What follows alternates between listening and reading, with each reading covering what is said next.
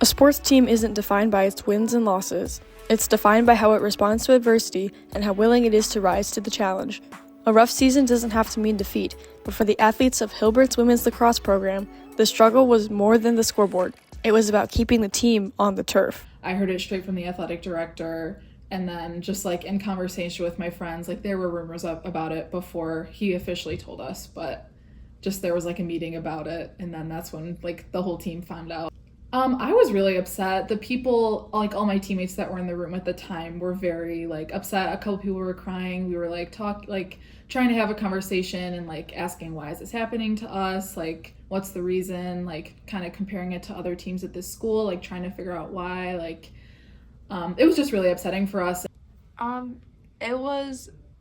Took me by surprise a bit and a little shaken because I didn't know if I was gonna stay or go with Hilbert. But it was just a big bump in the road. The team response was a little mix of everywhere, but it really solidified the family aspect. The people on the team at the time, we truly became a unit. It made me feel sad because as a female athlete, it's never a good feeling to watch like other female teams, whether I play on them or not, get shut down. So it made me feel bad for those girls. With news of the program ceasing operations, the team sprung into action. We were initially super angry about it, but then I think we had quite a quick turnaround from like being really upset to being like, we have to do something about this. A couple girls on the team made like a petition for all the teammates to sign and all of our friends and families and stuff to try to save the team. And a couple of my friends and people on the team started going around like door to door in the dorms or asking their friends, like anyone who they could, if they wanted to play lacrosse, even if they hadn't played before or if they had. And then we ended up getting like a lot of girls. So we were able to get a good roster for the team to continue playing. The people on the team were sending out a lot of emails about needing players. And I remember my sophomore year, they were posting a lot about how their program was getting canceled, and I remember signing a petition to bring it back. And also, like, I wanted to be a part of this team because if they were fighting to bring it back, like, that's awesome, and I'd want to be a part of that. With the team getting its feet back on the ground, 33. It was time to find a new coach. Well, I never really left Hilbert. I was here from 2018 to 2022, graduated and played lacrosse here, and then I stuck around while I was getting my master's and assistant coached the men's team for 2 years. And during that time, after that 2-year stint, the women's job opened up and it was an opportunity. So I applied for it, I jumped on it, and luckily enough, I was hired for it, so I was very excited about that new opportunity and kind of was ready to just hit the ground running. Now having enough girls for a roster and a new head coach, the program was ready to return to the field. With a mixture of new and experienced players, juniors Sam McCurzo and Olivia Cleary and senior Madeline Cook stepped onto the field and emerged as leaders, each with their own reason to keep the team alive.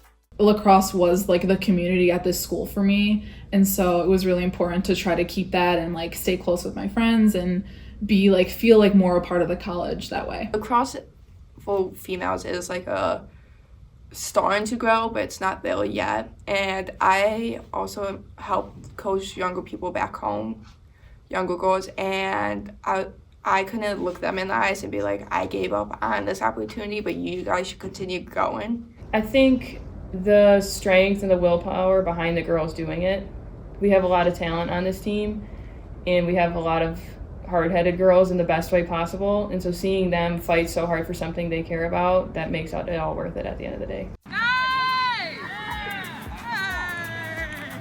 The motto "Family on 3" is said after every team huddle, every practice, and every game. It is not only a slogan, but words that the team's foundation is built on.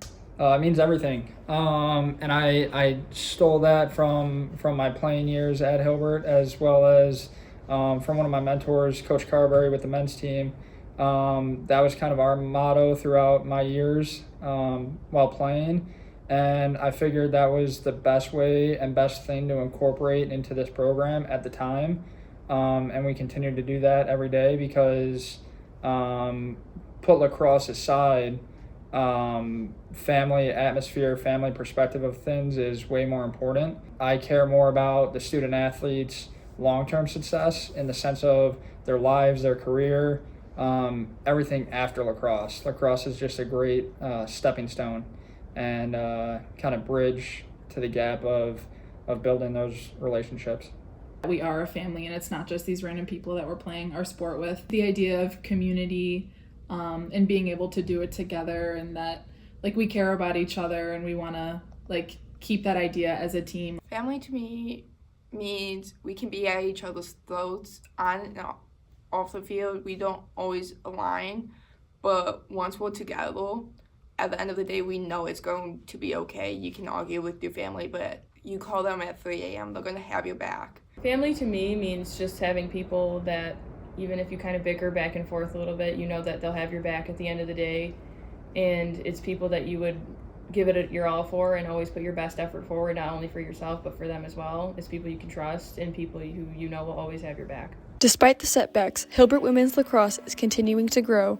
In the end, it is more than just a game for these young women. It's about how they rose to the challenge of resurrecting a program and making sure the family is there and thriving. Jordan breaks it down. Family on 3! 1, 2, 3, Family!